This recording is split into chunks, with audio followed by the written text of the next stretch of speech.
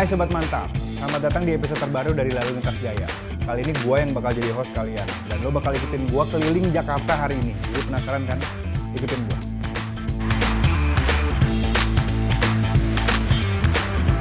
Seperti yang kita sama-sama tahu, apa yang kita kenakan itu adalah identitas dari diri kita. Lo pengen dilihat dan dinilai seperti apa, yaitu semua tergantung dari cara lo berpakaian. Dengan banyaknya culture dan subculture yang ada di kota super sibuk ini, gue jadi banyak dapetin referensi yang berbeda-beda. Pada seri Lalu Lintas Gaya kali ini, Darahku Biru Style akan membahas tentang pakaian yang kita kenakan dari atas sampai bawah sampai dengan rekomendasi yang tentunya menarik buat lo simak. Guys, gue ada di MRT ya, jadi kayaknya gue akan ke Pasar Santa untuk hunting kaos vintage ya. Jadi karena vintage item ini tuh sekarang lagi maraknya, lagi tren lah di kalangan streetwear. Jadi kalau kalian penasaran dengan apa yang mau gue lakuin, terus tips-tips yang ada juga yang nanti bakal gue sampaikan, lo harus tetap ikutin gue di Lalu Lintas Gaya episode ini, oke? Ikutin gue.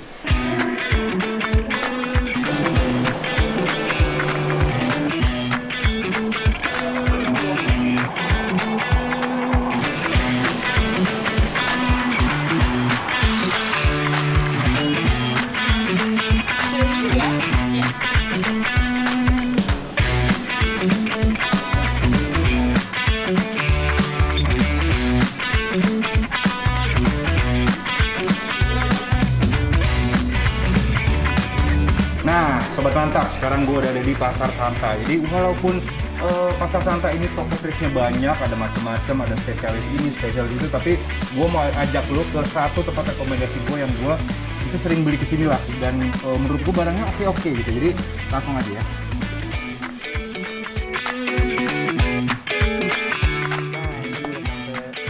Toko yang gua rekomendasi karena dia tuh di sini banyak genre-genrenya. Dari sini kalau bisa lu lihat nanti ini kayak banyak kaos-kaos yang random yang ada sentimental value-nya, mungkin ada brand, ada kartun, ada movie gitu. Jadi cukup variatif lah di sini. Ntar di sini ada yang musik, di sini ada yang lebih ke kartun yang agak-agak mahal, movie, vintage, terus di sini ada Hawaiian, luar-luar ada jaket. Jadi di sini cukup banyak pilihannya kalau menurut gua. Semua ada aksesoris, ada kacamata, ada topi dan lain-lain gitu. Jadi mungkin gua kasih tips untuk berbelanja ya kalau teman-teman mau belanja thrifting. Nomor satu, lu harus pakai pakaian yang cukup comfort ya. Jangan kayak gua nih, gua pakai celana yang tebel-tebel. Salah nih, harusnya gua pakai yang 14 oz aja karena jadi keringetan gitu, karena lu nggak bisa mengharapkan sesuatu yang dingin dan nyaman di sini. Jadi harus pakai masker, terus pakai pakaian yang nyaman, terus kalau bisa tawar-tawar gitu. Jadi ada adegan tawar-menawar, jadi jangan dikasih harga misalkan ini berapa nih 500, langsung iya kasih duit, jangan, harus tawar-menawar karena seni dalam bertransaksi gitu. Jadi ya itu simple tips dari gua. Sisanya ya mungkin lu lihat-lihat detail-detail bajunya, mungkin kalau ada sobek atau apa. Jadi karena ini barang vintage atau barang second hand ya, jadi lu harus perhatiin semua tuh bagian sininya, bagian jahitannya. Jadi paling banyak orang misal tuh beli bagus nih, pas nyampe wah ternyata ada bolong di sini gitu. Jadi ya lu pinter-pinter ngelihat detail-detail lah, kayak mungkin sablonannya dan lain-lain gitu lah. Jadi kita langsung cari-cari aja deh.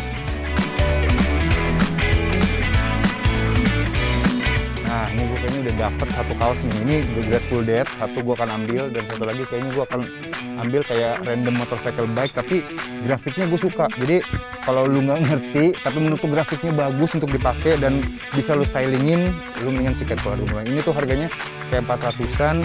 Ini karena gue tahu value-nya, grafiknya kayak 1,2an ya, gue sikat lah karena gue suka. Tapi gue akan nawar-nawar aja. Jadi tadi gue udah nyari-nyari, nggak ada yang dapat, akhirnya gue dapet dua ini.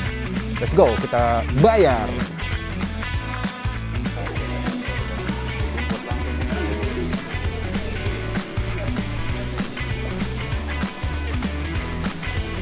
Oke, thank you Bang. Oke ya, Oke.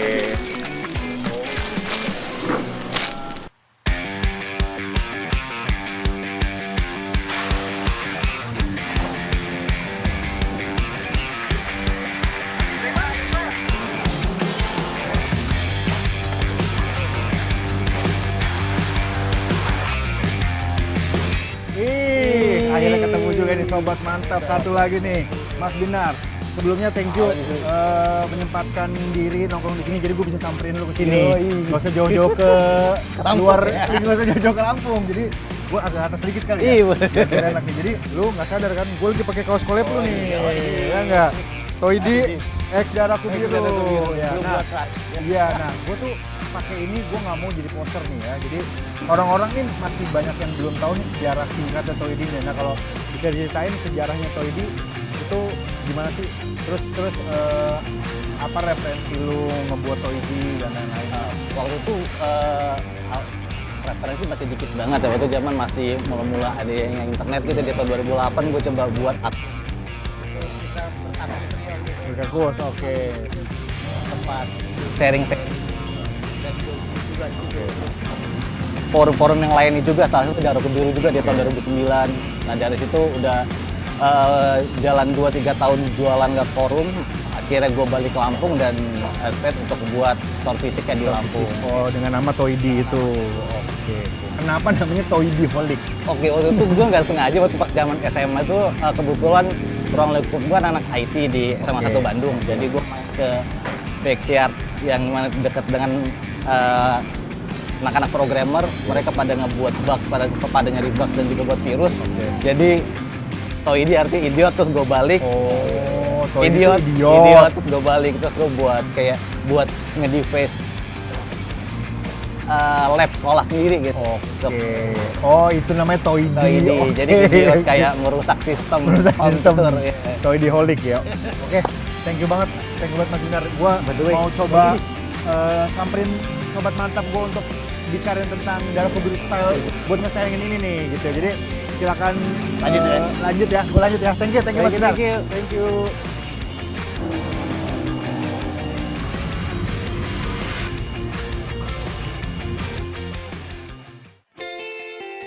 Wih, sobat-sobat mantapku.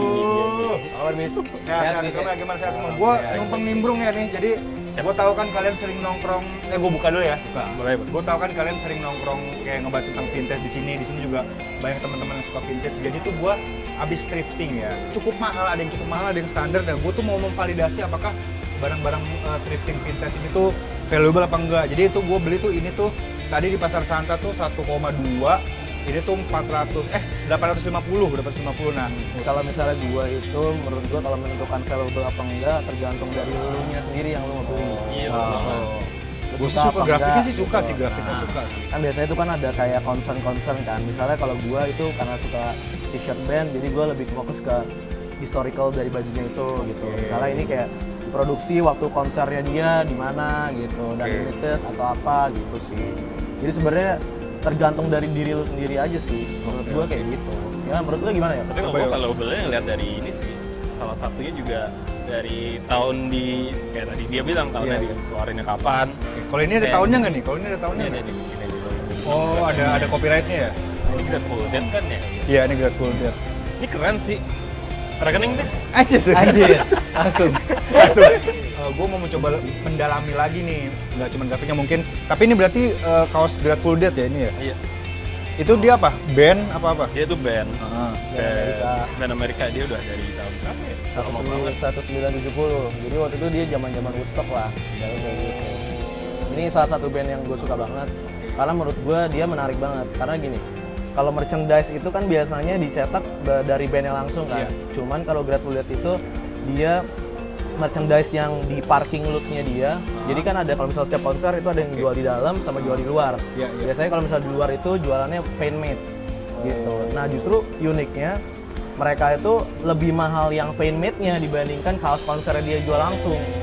Kayak gitu. Jadi sebenarnya Grateful Dead sampai bikin kayak lagu namanya Shake Down Street. Nah, itu buat diperuntukkan untuk kaos-kaos yang jual-jualan di luar. Tapi emang gila sih Grateful Dead itu. Ya, party glute-nya emang banyak banget dan Lu lihat. ini kaos Allman Brothers itu udah band blues gitu. Coba ceritakan. Ini sebenarnya promo bandnya mereka sih. Dan ini di Indo kayak gue doang yang punya kayaknya ya. Dia emang, nah ini base kalau yang agak mahal juga yang kayak gini nih. Print semua. Oh, all over print. All over print. AOP. Ada juga yang over print juga ya, depannya doang ya. Depannya doang kan. Jadi dari belakang ke depan, terus Coba liatin grafiknya lagi. boleh. Gitu banget ya. Zaman sekarang kayaknya nggak bisa ya bikin gini. Zaman sekarang susah. Susah ya? Susah. Wah, Vendornya males. Yang belumnya lama ini. Iya sih. Nah, ini harganya berapa? Ini market price-nya berapa? $700 deh. Udah mau 10 juta, mau 9 juta. Iya. Udah mau 10 juta ya? Dan biasanya orang yang punya ini nggak dilepas. Oh gitu. Buat- Ini kenapa lu bisa dapat ini? Ada aja, nemu aja. di Ada sini. aja nemu. Iya. Wah, gila. Di Forever 21. Bukan. Oke, Nyebut jadi merek lagi. gue udah tahu nih, gue udah tahu kenapa barang-barang vintage ini mahal. Jadi ya emang dari tadi kan ada cerita ya, ada cerita yang Iya, bisa ada cerita di dibawa. baliknya. Terus mungkin dari tahunnya juga kayak mungkin kita belum lahir juga kaos ini udah dibikin sebelumnya bahkan. Dan dia bisa survive puluhan tahun Yes. Iya, sampai betul. kayak gitu. Dan Sampai ada kayak nilai sentimennya. Betul, sentimental value ya benar. Kualitasnya bagus banget kan. Nah, Bis, dari tadi kita bicarain tentang kaosnya nih. Ya. Sekarang kita bicarain soal outfitnya. Cara Oke. stylingnya biar Kubiru style banget nih. Gimana nih menurut kalian? Itu gue juga butuh insight. Kalau nih. gue Nah. mungkin dari segi cuttingan kali ya ngomonginnya ya. Jadi kalau misalnya sekarang kan yang dijual tuh banyak kan size L, XL. Which is itu gombrong kan. Ya, Oversize gitu Oversize ya. kan. Jadi mungkin styling ke bawahnya denimnya mungkin kalau itu pilihan yang straight sih. Kalau menurut gue. biar proporsional. ya. Dan yang paling penting misalnya udah faded banget, mungkin lo bisa pakai celana yang lebih faded juga gitu. Gitu yang pre-wash atau apa gitu. Kalau lu Kalau gimana? Yuk? Kalau gue sih misalnya kayak gini nih, warnanya kan banyak banget nih. Dan bawahnya pakai denim yang wash gitu. Ya. Mungkin tuh bisa pakai sneakers yang warnanya sama kayak di salah satu ini kali ya. Oh. Sneakers, kalau Oke, itu sneakers juga, ya. iya. Nah, Benar. biar kayak nyambung aja warnanya. Kalau cuttingan sih ya slim straight. Slim straight masih Atau- oke lah ya. Oke lah. Oke, kayaknya gue udah cukup dapat ilmu yang gue butuhkan ya, mulai dari styling ya kan, ya, mulai dari historinya, kenapa itu mahal, harga. Jadi kayaknya gue akan mau pergi lagi hunting nih ya. Wih. Gue mau pulang ke rumah ngambil duit yang banyak. Bukan ngambil duit malu kan? Bukan. Jadi thank you banget lu udah bisa menjawab informasi juga, Bangkit juga udah bisa sharing nanya-nanya juga. Jadi thank you banget semuanya. Gua Thank you. mau pamit dulu. Sip. Gua mau hunting lagi Good luck, biar Chris. gua bisa dapat kaos-kaos yang vintage yang semahal-mahal kayak lu nih ya. Ini gua masih kurang bagus Masih ya. kurang. Gua Yang ini sebenernya- kali dia Iya enggak, ntar gua transfer aja. ya. Iya, ini Thank you transfer banget. ya. Thank you, Bis, ya. Thank you banget. Thank you, Thank you thank banget. you. Gua mau habisin rencana uang gua dulu ya. Iya. Selesai juga kegiatan gua hari ini, mulai dari thrifting, terus ngobrolin sama Binar, bahas Toyholic, collabnya dia dengan Darku Biru juga. Terus juga tadi udah ngobrolin tentang fashion vintage bareng sama Aryo, sama Gilang, sama si Bangkit juga, dan value di balik kaos vintage tersebut. Setelah gue pikir-pikir, anak denim kalau cuma pakai kaos doang kayaknya kurang gimana gitu ya. Kayaknya harus dipaduin dengan kemeja atau outwear kali ya untuk kedepannya. Jadi emang bisa kasih insight juga untuk stylingnya juga dan lain-lain lah. Jadi mungkin kita coba kupas tuntas nanti untuk kemeja atau outwear kali ya di episode selanjutnya. Gitu dulu aja buat episode LLG dan Berabe kali ini. Nah Sobat Mantap, ikutan Darahku Biru Style Challenge yuk. Caranya gampang banget. Kalian tinggal pakai kaos collab DB dan Toyholic yang pastinya udah pada lo terima. Jangan lupa di-matchingin sama gaya kalian sehari-hari ya. Abis itu tinggal foto deh gaya kalian yang paling keren. Terus langsung ke web Darahku Biru dan upload dan ikut partisipasi. Sampai jumpa di episode selanjutnya. Bye-bye.